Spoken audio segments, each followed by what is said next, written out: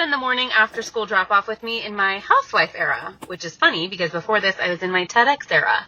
And before that, my corporate training era, my private practice therapy era, the climbing the corporate ladder era, and before that, get a full ride to college era.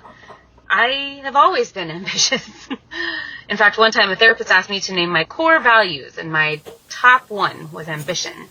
And I recently had a gut punch realization that maybe ambition isn't a personality trait at all, but instead a learned coping mechanism. What I've realized in some reflection is this: I was taught to achieve. I was never really taught how to build a home or raise a family. And this is no criticism to anyone before me. Honestly, this all stemmed from survival. My family came from long lines of poverty.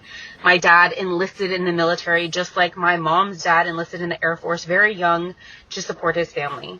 The women in my family always worked because they had to.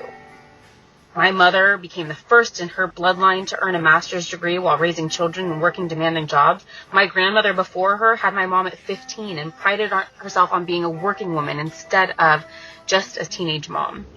Achievement meant safety. Work was survival. Rest was not even an option. Somewhere along the way, emotional safety inside the home stopped being a priority. Not intentionally, just generationally. And you can see the cost of that now. There are family cutoffs in my family, people that don't speak to each other, generations that have lost themselves. And that's really hard to see as a therapist who's trying to provide better in the next generations to come. Growing up, my dad was the homemaker in our house through a very regimented military lens. Things were done quickly, efficiently, correctly. There wasn't exactly space to learn alongside him because helping would slow the process down. So when I became an adult, I realized something embarrassing. I knew how to build businesses, lead teams, and teach neuroscience, but I had no idea how to create the kind of home and feeling in the family that I actually wanted to pass down.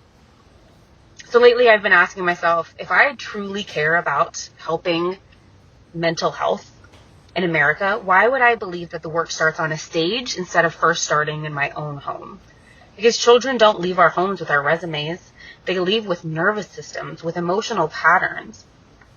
For the first time in generations, I actually have the space to ask, what if ambition isn't only about what I build outside the home? What if ambition can look like learning how to build a peaceful family life that nobody taught me how to create? So I don't think I'm leaving ambition behind. I think I'm just redefining it. And I'm curious to see if this hits for anybody else.